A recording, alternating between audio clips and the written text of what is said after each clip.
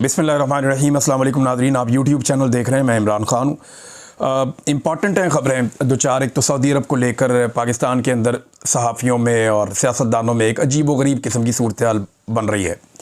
पाकिस्तान तहरीक इंसाफ का इसमें क्या मौक़िफ़ होना चाहिए या अपोजिशन इस पर क्या स्टांस लेगी, वो भी मैं आपको बताता हूँ। लेकिन पहले इमरान खान साहब ने जब से वो जेल गए हैं, पहली मरतबा उन्होंने आसिम मुनीर साहब पे कुछ इल्ज़ामात अब बराह रास्त लगाए और उन्होंने कहा कि ये आसिम मुनीर साहब ने किया है। इससे पहले इमरान खान साहब जब भी बात करते थे तो वो गोल बात करते थे, वो एक मार्जिन रखते थे। लेकिन अब उन्होंने फील्ड मार्शल आसिम मुनीर के लिए वो मार्जिन ख़त्म किया। कुछ अर्सा पहले उन्होंने मार्शल लॉ, आसिम लॉ, इन चीज़ों का जिक्र शुरू किया था। अब चार चीज़ें उन्होंने बड़ी कैटेगोरिकली कही हैं इमरान खान साहब ने और डायरेक्ट इल्ज़ाम लगाया कि ये आसिम मुनीर साहब ने किया। नंबर एक, उन्होंने ये कहा कि जी इनको 10 साल इक़्तिदार की ख्वाहिश है और उसके लिए मिसाल दी कि जैसे ये ख्वाहिश थी याया खान को, वैसे ही आसिम मुनीर साहब को भी है। एक तो इमरान खान साहब ने ये बात डायरेक्टली कही। दूसरा, उन्होंने कहा कि जो 9 मई है उसका उन्होंने पूरा इल्ज़ाम आसिम मुनीर साहब पे डाला। जैसे एस्टेब्लिशमेंट ये इल्ज़ाम इमरान खान साहब पे डालती है, ऐसे ही इमरान खान साहब ने कैटेगोरिकली कहा कि जी Asim Munir is responsible for this, और आसिम मुनीर साहब ने खुद करवाया और ये पाकिस्तान तहरीक इंसाफ को क्रश करने के लिए करवाया। अंग्रेज़ी में भी उनके ट्वीट आ चुके हैं। नंबर 3, मैंडेट चोरी की जिम्मेदारी इमरान खान साहब ने डायरेक्टली डाल दी है कि मैंडेट चोरी किया गया और उसके पीछे भी यही है।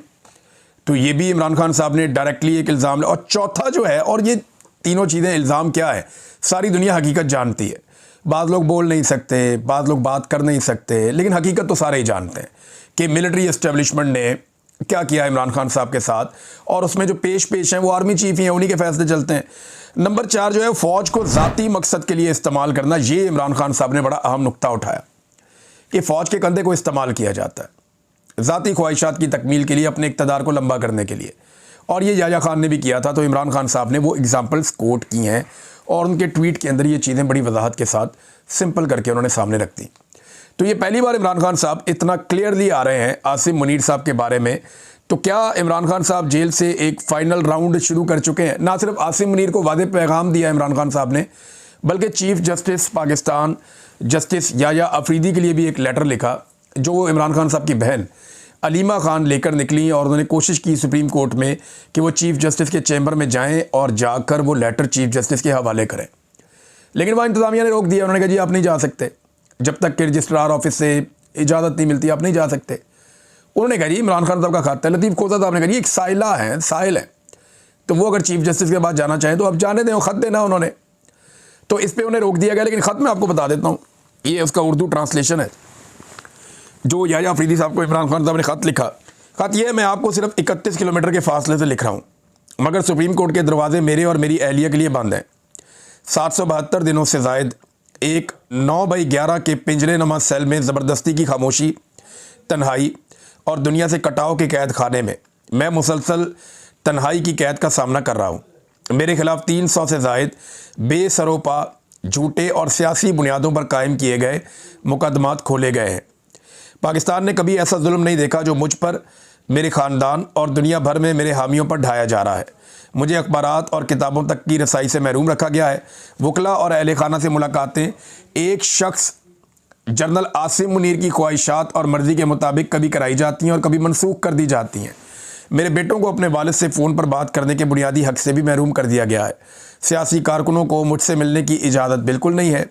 ये कैद कभी भी कानूनी नहीं रही, बल्कि ये सोचे समझे मंसूबे के तहत डाली गई नफसियाती अजियत है ताकि मेरी हिम्मत तोड़ी जा सके और मेरे ज़रिए 25 करोड़ पाकिस्तानियों के हौसले को कुचला जा सके। ये आइन कानून की हुक्मरानी और मेरे प्यारे वतन पाकिस्तान के जमहूरी मुस्तकबिल पर एक मुस्तकिल हमला है। मेरी अहलिया बुशरा बीबी एक कर्नल के हुक्म पर गैर इंसानी और तौहीन आमेज़ सलूक का शिकार है, वो भी तन्हाई की कैद में है। इनका इलाज रोक दिया गया है।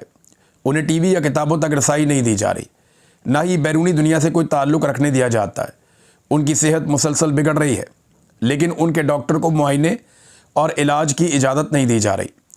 पाकिस्तानी कानून औरतों को महज इनके सनफ़ी मकाम की वजह से ज़मानत में खसूसी रियायत देता है और हमारी आला अदालतों ने करार दिया है कि ख़वातीन कैदी रियायत की मुस्तहिक है।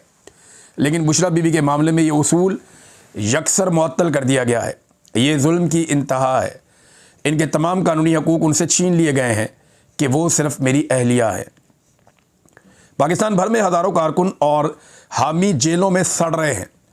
इनमें से कई को अगवा किया गया, तशद्दुद का निशाना बनाया गया और आईनी ज़मानतों की सरीह खिलाफ वर्जी करते हुए फ़ौजी अदालतों में मुकदमात चलाए गए। बैरिस्टर अहसान नियाज़ी को फ़ौजी हुकाम ने उठाया, अजियत दी और महज मेरा भांजा होने के जुर्म में 10 साल कैद की भयानक सज़ा सुनाई। मेरी बहनों को नाइंसाफ़ी से कैद किया गया। मेरे भांजे शहरयार और शेरशाह का भी नाहक उन्हें कैद का शिकार किया गया। मेरे ख़ानदान के साथ होने वाला ये जुल्म पाकिस्तान की तारीख में ऐसी मिसाल नहीं मिलती। अदालतें जो आज़ादी की ज़ामिन होनी चाहिए, उन्हें पाकिस्तान की सबसे बड़ी सियासी जमात को कुचलने के लिए हथियार बना दिया गया है। इन सब ज़ालिमाना हरबों के बावजूद, मेरी अपनी कैद और तमाम आवाज़ों को दबाने के बावजूद पाकिस्तान तहरीक इंसाफ ने 8 फरवरी 2024 के इंतखाबात में तारीखी कामयाबी हासिल की। लेकिन अवाम का मैंडेट एक ही रात में चुरा लिया गया। जमहूरियत को मजाक और आइन को शहीद कर दिया गया। इस धांधली की तौसीक और मोहर तस्दीक कॉमनवेल्थ 2024 की लीक होने वाली रिपोर्ट ने कर दी। नाम नहाद 26वीं आइनी तरमीम को इस इंतखाबी डकैती को कानूनी जवाब देने के लिए इस्तेमाल किया गया, जबकि उसके खिलाफ दायर दरखास्तें आज भी आपकी अदालत में इल्तवा का शिकार है। अब 26वीं आइनी तरमीम के बेनिफिशरी हैं ये चीफ जस्टिस, और इमरान खान साहब उसी चीफ जस्टिस को 26वीं आइनी तरमीम के बारे में लिख रहे हैं। देखें ना कैसी पाकिस्तान की बदकिस्मती है कि जो 26वीं आइनी तरमीम का बेनिफिशरी है वो कैसे 26वीं आइनी तरमीम के खिलाफ दरखास्त लगने देगा। पूरा निज़ाम जकड़ के एस्टेब्लिशमेंट ने यरगवाल बना लिया है, लेकिन इमरान खान साहब फिर भी ये दरवाज़ा खटखटा रहे हैं, इस दीवार के साथ सर मार रहे हैं कि मैं यहाँ से इंसाफ हासिल करूँगा। इस्लामाबाद हाई कोर्ट के मशकूक रवैये के तहत उसके चीफ जस्टिस सरफराज डोगर ने जानबूझकर मेरे अलकादर ट्रस्ट और तोशाखाना रिवीजन मुकदमात को समाअत के लिए मुकर्रर नहीं किया। बहरहाल अब ये ख़त इमरान खान साहब ने लिखा है तो ख़बर आई है कि 25 सितंबर को तोशाखाना वाला बाद में होगा, लेकिन क्योंकि उसकी वो चाहते हैं इमरान खान साहब के वो केस लगे और नीचे से वो उनको इंसाफ मिले। लेकिन जो अलकादर यूनिवर्सिटी वाला केस है वहाँ तो वो सज़ा की मुअत्तली चाहते हैं। अलकादर यूनिवर्सिटी वाले केस में उनको ज़मानत मिल सकती है। अगर उन्हें ज़मानत मिल गई तो इमरान खान साहब फौरी तौर पर रिहा हो सकते हैं। लेकिन देखिए तरीका वारदात क्या है कि अलकादर वाला केस तब सुना जाएगा जब तोशाखाना 2 के अंदर सज़ा हो जाएगी। जब तोशाखाना 2 में सज़ा हो जाएगी फिर अलकादर केस सुना जाएगा। अब इमरान खान साहब के पास 2 ऑप्शन है, या तो अलकादर केस में उनकी फौरी तौर पे ज़मानत हो और वो बाहर आ जाएं, और तोशाखाना 2 में जब उनको सज़ा हो तो वो फिर अदालत से रुजू कर लें, या दूसरा केस उनके पास एक ऑप्शन ये है कि वो तोशाखाना 2 के अंदर समाअत को रुकवा दें कि जनाब ये समाअत आप रोकें, ये केस ठीक नहीं सुना जा रहा। तो वो समाअत को रुकवा के उसके बाद अपनी बेल हासिल करें और फिर बाहर आ जाएँ अलकादर वाले केस में। लेकिन एस्टेब्लिशमेंट नहीं चाहती कि इमरान खान साहब बाहर आएँ, और इस वक्त जनरल आसिम मुनीर और इमरान खान के बीच में एक लड़ाई चल रही है। कोई माने या ना माने, ये लड़ाई एक्चुअली एस्टेब्लिशमेंट और इमरान खान के बीच में। अब इनमें से जो जीतेगा वही आगे बढ़ेगा। अवाम इमरान खान के साथ खड़ी है, जबकि एस्टेब्लिशमेंट ने अपनी होशियारी से दुनिया में कुछ ताकतों को काबू कर लिया है। पाकिस्तान में पूरे निज़ाम को उन्होंने यरगमाल बनाया हुआ है। भारत और ताकत का इस्तेमाल वो अंधाधुंध कर रहे हैं, ये भी हम सब जानते हैं। तो इमरान खान साहब ने कहा कि जस्टिस सरफराज डोगर ने जानबूझकर मेरे अलकादर ट्रस्ट और तोशाखाना रिवीजन मुकदमात को समाअत के लिए मुकर्रर नहीं किया। उन्होंने मुकम्मल तौर पर गैर जानिबदारी तर्क कर दी है और इस्लामाबाद हाई कोर्ट को मेरे और मेरे साथियों के खिलाफ इस जालिमाना मुहिम का आला कार बना दिया है। मैं उन्हें याद दहानी कराता हूँ कि वो अपने हलफ को पूरा करें, ना कि फजूल पॉलिसी वजूहात के पीछे छुपें। मैं अपील करता हूँ कि ये अहम दरख्वास्तें फ़ौरन मुकर्रर की जाएँ। एक तो उन्होंने लिखा जी CLAP 65/2025 अलकादर अपील। दूसरा उन्होंने अलकादर अपील बुशरा बीबी की, अलकादर अपील इमरान खान की, और क्रिमिनल रिवीजन है इमरान खान बनाम रियासत एक और केस है 25/10। फिर एक और है 11/25, ये CLAP ये रिवीजन है, और ये बुशरा बीबी बनाम सरकार रियासत। ये इमरान खान साहब कहते हैं जी 4 केस उन्होंने बाकायदा अंग्रेज़ी में लिखकर भी भेजा अपने लेटर में कि इनको जनाब फौरी तौर पे सुना जाए। जब कानून की हुक्मरानी दफन हो जाती है तो कौमें बैरूनी दुश्मनों से नहीं बल्कि अंदरूनी जवाल से बर्बाद होती हैं। इस अदालत का हालिया फैसला जुल्फ़िकार दी भुट्टो के रेफरेंस में एक अलमनाक याद दहानी है। भुट्टो को 4 अप्रैल 1979 को रावलपिंडी की जेल में फांसी दी गई, जबकि सुप्रीम कोर्ट ने 2024 में करार दिया कि उन्हें मुनसिफाना ट्रायल और बुनियादी कानूनी अमल नहीं मिला था। असल इंसाफ वो है जो बर वक्त मिले, ना कि 44 साल के बाद बतौर एक ला हासिल अदालती फ़ैसला। मैं पाकिस्तान की सबसे बड़ी सियासी जमात का सरपरस्त आला होने के नाते आइन के मुताबिक सिर्फ वही चाहता हूँ जो मेरा हक़ है। इंसाफ, इज़्ज़त और कानून के सामने मसावात। लिहाजा मैं फौरी तौर पर तमाम अदालतों में ज़ेर इल्तवा दरखास्तों की समाअत का मुतालबा करता हूँ। मुझे जेल मैनुअल के मुताबिक अपने बेटों से फ़ोन पर बात करने की इजाज़त दी जाए, बुशरा बीबी के इलाज के लिए उनके डॉक्टर तक रसाई दी जाए और बिलाखिर पाकिस्तान की अदलिया की आज़ादी बहाल की जाए। आपके फ़ैसलों की ज़रूरतमंदी इस कौम की तकदीर की किताब में लिखी जाएगी। आज पाकिस्तान एक फ़ैसला कुन मोड़ पर खड़ा है। मैं आपसे अपील करता हूं कि आप अपने हलफ की पासदारी करें और कौम को दिखा दें कि सुप्रीम कोर्ट ऑफ पाकिस्तान उनके लिए इंसाफ का आखिरी सहारा है। ये जी इमरान खान साहब का लेटर है चीफ जस्टिस ऑफ पाकिस्तान को, मैंने आपको पढ़ के सुना दिया। अब आप घटियापन देखें, इस वक्त रियासत के अंदर जो एजेंसियां और इदारे काम कर रहे हैं, आप घटियापन की इंतहा देखें कि इन्होंने इद्दत जैसा बेशर्मी वाला केस चलाया। पूरे मुल्क में पाकिस्तान की एजेंसियों पे थू थू हुई कि यार इद्दत वाला केस तुमने चलाया। कोई एक मौलवी चंद उलमा इकराम को छोड़ के, जो सरकारी मुल्ला हैं जिनके बड़े बड़े नाम हैं, जो बड़े बड़े बेनिफिट्स लेते हैं, ताहिर अशरफी हो गया, मुफ्ती मुनीब हो गया और बहुत सारे मौलवी हैं, अब तो इनकी इज्जत करने को भी दिल नहीं करता कि ये इद्दत वाले केस में इन्होंने एक जुमला नहीं बोला, वहाँ इनकी ज़बान नहीं खुली, वहाँ ये डरते रहे एस्टेब्लिशमेंट से कि एस्टेब्लिशमेंट ने एक गंद मारा, लिहाजा हम इसके ऊपर नहीं बोलते। एक इस्लामी मामला था और अब क्या किया जा रहा है कि एक साइल पैदा किया गया। एक बंदा है, उसको मैदान में वो आता है अचानक से, नाम उसका शाहिद याकूब, कोई इसे नहीं जानता है, इमरान खान का ना ये रिश्तेदार है, ना बुशरा बीबी का रिश्तेदार, ना कोई जान पहचान। उसने जाके इस्लामाबाद हाई कोर्ट में दरख्वास्त दे दी है कि जनाब जो मियाँ बीवी है ना उनको तन्हाई में इजाज़त दी जाए इज़्दवाजी ताल्लुकात कायम कर। कैसा बेशर्म है यार, यानी कैसी बेशर्मी और ढिटाई है कि ये निज़ाम बाजी नहीं आ रहा गंद मारने से। भाई इमरान खान ने कभी तुम्हें माँ बहन की गालियाँ दी हैं? वो कभी तुम्हारी बीवियों और तुम्हारी बेटियों तक आया है? या कभी उसने तुम्हारे साथ कोई ऐसी गंदी और गलीज हरकत की है? यार हद हो गई यार, आप किसी जगह आपकी ब्रेकें नहीं लग रही। ये अदालत में कोई दरखास्त दिलवाने वाली है? यानी ये तो बेनज़ीर भुट्टो साहिबा के पास जो उनकी एक बेटी पैदा हुई छोटी वाली, कुछ लोग ये कहते हैं कि वो तब जरदारी साहब जेल में थे। तो यार क्या हो गया? कभी आज तक किसी सियासतदान ने ये घटिया हरकत की है या इसके ऊपर बात की हो? या सबको पता है यार, इंसाफ होना चाहिए। ये कीचड़ उछालना बंद करें, लोगों को नीचा दिखाना, उनको, ये बहुत घटिया और गलीज हरकत है। अल्लाह ताला ना दुश्मन दे तो दे, कोई बात नहीं, लेकिन ज़र्फ़ वाला दे। आप सब अल्लाह से दुआ किया करें कि अल्लाह ताला अगर आपको दुश्मन देना तो ज़र्फ़ वाला दे। आपको अगर पाकिस्तान की एजेंसियों से जो सियासत में मुदाखलत करती हैं उनके साथ आपकी दुश्मनी हो गई है ना, तो वो किसी भी लेवल तक जाएंगे, घटियापन के आखिरी लेवल तक जाएंगे। जजों के कमरों के अंदर कैमरे लग गए, वो बेचारा रो रो के कह रहा था आदम स्वाति, उसके कमरे में कैमरे लग गए। लोगों को पकड़ के नंगा किया, उसको क्या नाम है, जमील फारूकी को, बेचारे को, आदम स्वाति को, बुजुर्ग आदमी है, शहबाज गिल को नंगा करके मारते रहे। यार ये इन्हें शर्म भी नहीं आती? कितना और गिरना है पाकिस्तानी कौम की नज़र में। और मेरे पास 2 लड़कियां लेकर आ गया ISI का ऑफिसर, मुझे कहता है जी इनके साथ तेरी वीडियो हम बना के अपने पास रख लेंगे, फिर तुझे तेरे घर भेज देंगे। और मैंने कहा मैं लानत भेजता हूँ, मुझे यहाँ गोली मार दो तुम। ये इस लेवल तक गिर जाता है निज़ाम। अब ये घटिया हरकत की है, करवाई गई है। अब इसका क्या ताल्लुक है इमरान खान से?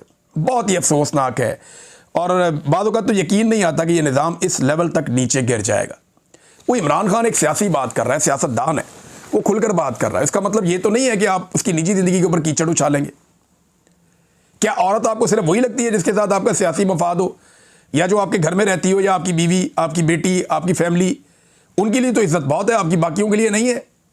क्यों तस्हीक कर रहे हैं? 70 साल से ज़्यादा इमरान खान साहब की उम्र है, बुजुर्ग उनकी बीवी है, वो बेचारे जेल काट रहे हैं सख्त तरीन। उनको वजू का साफ पानी देने के लिए कोई दरखास्त नहीं आई, उनकी कैद तन्हाई खत्म करने के लिए कोई दरखास्त नहीं आई, उन्हें किताबें देने के लिए कोई दरखास्त नहीं आई, उन्हें सही खाना देने के लिए, उनके बच्चों से मुलाकात करवाने के लिए कोई दरखास्त नहीं आई। ये घटिया दरखास्त आई ताकि उनको डाउन किया जाए, उनके ऊपर कीचड़ उछाला जाए, गंद उछाला जाए। तो जैसा कोई होता है वो वैसा ही करता है। अब इसके अंदर नाज़रीन आ जाए ज़रा सऊदी अरब वाले मामले पे। मोहम्मद बिन सलमान साहब जो है ना, इनके साथ मुआहदा हुआ, शहबाज शरीफ साहब गए, बड़ा प्रोटोकॉल वगैरह मिला। अब रोला ये पड़ा हुआ है कि पाकिस्तान में कुछ लोग इसके बारे में बात कर रहे हैं कि ये सऊदी अरब का और जो पाकिस्तान का एक दिफाई मुआहदा हुआ है, इसके बारे में कोई भी एक सवाल ना पूछा जाए, कोई भी मनफी बात ना की जाए। मज़े की बात यह है कि जितने जर्नलिस्ट, दानिशवर, ये दानिशवर नहीं है, दानिशवाड़ है, ये जितने भी दानिशवाड़ है ना, ये PMLN के या पीपल्स पार्टी से जिनके बड़े अच्छे ताल्लुकात हैं, ये सारे दानिशवाड़ माजी में जब मोहम्मद बिन सलमान ने पाकिस्तान का दौरा किया तो उस वक्त इन सारों ने, जमाल खशोगी एक जर्नलिस्ट हैं, उनका कत्ल हुआ था तुर्की के अंदर, और उनका कत्ल हुआ, दुनिया में बड़ी ये आवाज़ उठी थी। उस वक्त अमेरिका में डोनाल्ड ट्रंप की हुकूमत नहीं थी, पाकिस्तान में इमरान खान की हुकूमत थी। तो जमाल खशोगी का कत्ल के बाद पूरी दुनिया में बड़ा रोला पड़ गया, तो मोहम्मद बिन सलमान बहुत दबाव में थे।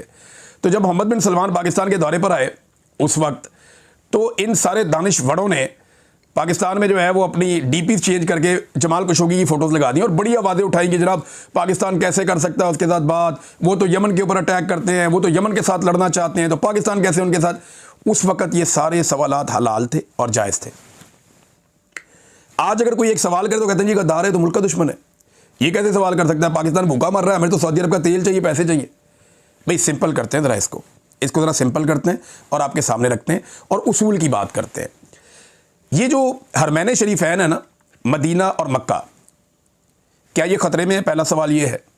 और अगर ये ख़तरे में है तो किससे ख़तरे में है? दूसरा सवाल ये है, क्या इनके ऊपर खुदा न खास्ता कोई हमला होने वाला है? तो पूरी दुनिया के मुसलमानों की ये जिम्मेदारी है और इन पर हमला मुसलमान नहीं होने देंगे, चाहे तुर्की है, चाहे मगरब में रहने वाले मुसलमान हैं, चाहे अफ्रीकन कंट्रीज़ में मुसलमान ममालिक हैं, बहुत सारे वहाँ पे मुसलमान लोग रहते हैं, एशिया में बहुत सारे मुसलमान मुल्क हैं, सेंट्रल एशिया में हैं। तो ये तमाम कभी भी नहीं चाहेंगे कि ऐसी कोई हरकत हो। गल्फ़ के अंदर भी सारे इकट्ठे हो जाएंगे। अल्लामा इकबाल ने कहा था कि एक हो मुस्लिम हरम की पासबानी के लिए, नील के साहिल से लेकर ताबगा के काशगर, कि नील से लेकर काशगर तक सारे मुसलमान इकट्ठे हो जाए हरम की पासबानी के लिए, उसकी हिफाजत के लिए। तो ये तो एक सेट पैटर्न है, मुसलमान कभी ये नहीं होने देंगे। तो किससे ख़तरा है? क्या इसराइल से ख़तरा है? क्या मुसलमान ममालिक मिलकर इसराइल को जवाब देने वाले हैं? तो मेरी अंडरस्टैंडिंग के मुताबिक नहीं। क्या सऊदी अरब को इसराइल से बचाना है या यमन से लड़ना है? ये दो सवालात हैं। देखिए 2015 में जब सऊदी अरब ने पाकिस्तान से रब्ता किया, वो पाकिस्तान बहुत करीब पहुंच गया था इन मामलात के। एस्टेब्लिशमेंट उस वक्त भी चाहती थी कि सऊदी अरब के साथ एक दिफाई मुआहदा किया जाए और पाकिस्तान यमन के ख़िलाफ़ सऊदी अरब के साथ खड़ा हो जाए। तो उस वक्त पार्लियामेंट ने इसको मना कर दिया था। तब भी सऊदी अरब में बड़ी पाकिस्तानियों की गेम उठ गई थी, पाकिस्तानियों से बहुत प्यार शुरू हो गया था सऊदी अरब में, पाकिस्तानी बताते हैं उस वक्त। लेकिन फिर अचानक वो सारा मामला ख़त्म हो गया क्योंकि पाकिस्तान की पार्लियामेंट ने कहा कि हम यमन और सऊदी अरब की लड़ाई में न्यूट्रल रहेंगे, हम इसके अंदर कोई किरदार अदा नहीं करने जा रहे। अब सवाल ये पैदा होता है कि क्या पाकिस्तान और देखिए सऊदी अरब के साथ कोई यूरोपीय मुल्क तो लड़ने वाला नहीं है, यानी पूरे यूरोप के अंदर कोई एक मुल्क भी ऐसा नहीं है जो सऊदी अरब के साथ जंग करने जा रहा हो। अमेरिका के साथ सऊदी अरब के बड़े अच्छे ताल्लुकात हैं, ऑस्ट्रेलिया के साथ भी, न्यूजीलैंड के साथ भी, जापान के साथ भी। तो इधर तो कोई जंग नहीं होने जा रही। इंडिया और चाइना के साथ भी बड़े अच्छे ताल्लुकात हैं, सेंट्रल एशिया, तुर्की, सबके साथ सऊदी अरब के अच्छे ताल्लुकात हैं। इसका मतलब है कि दुनिया में कोई भी एक मुल्क सऊदी अरब पे अटैक नहीं करने जा रहा। सऊदी अरब का पंगा सिर्फ दो जगह पे हो सकता है, दो या तीन जगह पे। एक, सऊदी अरब की लड़ाई हो सकती है इसराइल के साथ, अगर कभी हुई तो 1967 के बाद तो कोई लड़ाई नहीं हुई। दूसरा, सऊदी अरब की लड़ाई यमन या ईरान के साथ हो सकती है। ये तीन जगह हैं जहाँ पे सऊदी अरब को ख़तरा हो सकता है। अगर आप सऊदी अरब का नक्शा देखें ना तो आपको पता चल जाएगा कि यहाँ पे सऊदी अरब के इर्द गिर्द उर्दन है जो ज़मीनी रास्ते से लगते हैं। उर्दन सऊदी अरब के साथ लगता है, इराक़ लगता है, ओमान लगता है, यमन है, कतर है, यूएई है और कुवैत है। ये वो ममालिक हैं 7 मुल्क जो सऊदी अरब की सरज़मीन के साथ लगते हैं। सऊदी अरब की सरज़मीन को 2 समंदर लगते हैं, एक गल्फ़ ऑफ अदन है और एक रेड सी है, बहरा अहमर जिसे हम कहते हैं। ये अगर आप नक्शा देखें ना गौर से मिडल ईस्ट का, तो ये जो समंदर का पतला हिस्सा बीच में जा रहा है जिसको रेड सी आप कहते हैं, ये ऊपर जाके मिलता है इसराइल के साथ और वहाँ पे एक छोटी सी कैनाल है जिसे स्वेज़ कैनाल कहते हैं। ये दुनिया की सबसे महंगी नहर है, आप समझ लें, इसलिए कि दुनिया की कनेक्टिविटी के लिए ये बहुत इम्पॉर्टेंट मुकाम है। यहाँ से बहुत बड़े पैमाने पर जो शिप्स हैं वो गुजरते हैं दोनों तरफ से, बहुत बड़े पैमाने पर। दुनिया की एक बड़ी तजारती ये नहर है और ये जो स्वेज़ कैनाल है, यहाँ से बहुत बड़े बड़े शिप्स गुजरते हैं दोनों तरफ। और ये जो कॉस्ट है शिपमेंट की वो बहुत कम रह जाती है। यानी अगर इसको ये बंद कर दें स्वेज़ कैनाल को, तो दुनिया की तजारत का एक बड़ा हिस्सा रुक जाए और वो जो तजारती एक्सपेंडिचर्स हैं या उसके ऊपर जो खर्चा होता है वो कई गुना बढ़ जाए। तो वो खर्चा बचाने के लिए ये रास्ता अपनाया जाता है। दूसरा, अगर नीचे आप आए ना तो यहाँ पे एक एरिया और है जो यमन और जिबूती के बीच में है। ये एक अफ्रीकन कंट्री है और एक अरब कंट्री है। इन दोनों के बीच में जो एक एरिया है उसको कहते हैं बाबुल मंदब। ये जो बाबुल मंदब है ये भी बहुत इंपॉर्टेंट एरिया है। तो सऊदी अरब को ये हमेशा खुला चाहिए। और यहाँ पे यमन की ताकत मौजूद है। 2015 में सऊदी अरब चाहता था पाकिस्तान यमन के साथ लड़े, सऊदी अरब के साथ मिलकर, तो पाकिस्तान ने उस वक्त इनकार कर दिया था। आज 10 साल के बाद पाकिस्तान और सऊदी अरब के बीच में एक दिफाई मुआहदा हुआ, तो ये सवाल अपनी जगह मौजूद रहेगा ना, क्यों नहीं पूछा जा सकता कि क्या सऊदी अरब और पाकिस्तान मिलकर इसराइल के साथ लड़ेंगे या सऊदी अरब और पाकिस्तान मिलकर यमन के खिलाफ लड़ेंगे। सवाल ये पैदा होता है। 10 साल पहले हमने फैसला किया था कि हम यमन के खिलाफ नहीं लड़ेंगे। अब क्या हमने अपना फैसला बदल लिया, ये हमें नहीं पता अभी, कुछ भी, कोई भी हमारे सामने सूरत-ए-हाल वाज़े नहीं है। लेकिन मजे की बात यह है कि माजी में जो लोग ये सवालात उठाते रहे या बातें करते रहे, आज वो इस तरह के सवाल का इशारा देने को भी गद्दारी करार दे रहे हैं कि ये गद्दारी है नहीं पाकिस्तान के साथ। How is it possible? भाई कल तुमने ये कहा हुआ है तो ये सवाल खत्म तो नहीं हो गया आज। दूसरा, ये जो एक बाबुल मंदब है, यहां पे अगर एक अच्छा कंट्रोल रहता है सऊदी अरब का, तो सऊदी अरब का जो ऑयल की प्रोडक्शन और वहां से जो तिजारत है उसको बड़ी सहूलत मिल जाएगी, बहुत बड़ी सहूलत मिल जाएगी, जो उन्हें चाहिए भी। तो ये यमन के साथ सऊदी अरब की जो लड़ाई है वो सिर्फ ज़मीन के लिए नहीं है, वो एक आबी गुजरगाह के लिए भी है और वो उनकी मईशत के लिए बहुत इंपॉर्टेंट है। तो पाकिस्तान का एक मुआहदा हुआ सऊदी अरब के साथ, अब इसमें पाकिस्तान को मिलेगा क्या पाकिस्तान के कर्जे अदा करने में सऊदी अरब मदद कर सकता है? ये एक बहुत इंपॉर्टेंट चीज़ है। पाकिस्तान की पूरी मईशत को संभालने में सऊदी अरब कितनी मदद कर सकता है, ये एक और इंपॉर्टेंट चीज़ है। दूसरा ये है कि अगर पाकिस्तान यमन के साथ एक लड़ाई करता है, याद रखें यमन जो है ना वो तर्न वाला नहीं है, वो लोहे का चना है, वरना वो अभी तक कुचल दिए जाते। वहाँ पे अगर आप एक छोटे से बच्चे को भी मिलते हैं ना, यमन मेरे दोस्त के हैं, वो बताते हैं जी छोटे छोटे बच्चे 12 साल के क्लाशनकोव्स लेकर घूमते हैं और वो उनको लड़ाई से इश्क है, वो जुनूनी किस्म की कौम है, वो लड़ने में बड़े माहिर हैं। तो अगर यमन के साथ पाकिस्तान एक लड़ाई में जाता है सऊदी अरब के साथ मिलकर, तो ईरान के साथ आपके ताल्लुकात अच्छे नहीं रहेंगे, क्योंकि ये शिया सुन्नी मामला भी है और यमन को ईरान हमेशा सपोर्ट करता रहा है। तो ये चीज़ें सारी आपको देखकर एक फॉरेन पॉलिसी बनानी होती है। लेकिन पाकिस्तान की मईशत इतनी बुरी तरह बर्बाद हो गई है, मिलिट्री एस्टेब्लिशमेंट ने SIFC बनाई और कोई सरमायाकारी नहीं आई। अब उम्मीद करते हैं शायद कि ये मुआहदा करने के बाद एक तरफ से अगर पाकिस्तान के ऊपर दबाव आएगा, देखिए पाकिस्तान ने ना मिलिट्री एस्टेब्लिशमेंट के फैसलों की बड़ी कीमत चुकाई है। अफगान वॉर में जिस तरह हम घुसे, हमने आज तक कीमत चुकाई है उसकी। अमेरिका की वॉर में हम घुसे, हमने आज तक कीमत चुकाई है उसकी। हालांकि हमें डॉलर मिलते रहे, इसके बदले भी ये जो मुआहदा हुआ, हो सकता है इसके बदले में डॉलर मिल जाए, लेकिन ये ना हो कि हम फिर कीमत चुकाते रहे बाद में इसके लिए भी। एक एक करके हम अपने सारे बॉर्डर गैर महफूज ना बनाएं। हमारे ईरान के साथ बेहतर ताल्लुकात होने चाहिए, यमन के साथ भी अच्छे ताल्लुकात होने चाहिए, बाकी मुल्कों के साथ भी अच्छे ताल्लुकात होने चाहिए और सऊदी अरब के साथ तो सबसे अच्छे ताल्लुकात होने चाहिए, क्योंकि पाकिस्तान की एक बड़ी जज्बाती वाबस्तगी भी है। तो हरमैन शरीफैन के ऊपर क्या वाकई कोई हमले का ख़तरा है, ये एक बड़ा सवाल है। दूसरा, क्या पाकिस्तान और सऊदी अरब इसराइल से लड़ेंगे या यमन से लड़ेंगे, ये दूसरा एक बड़ा सवाल है।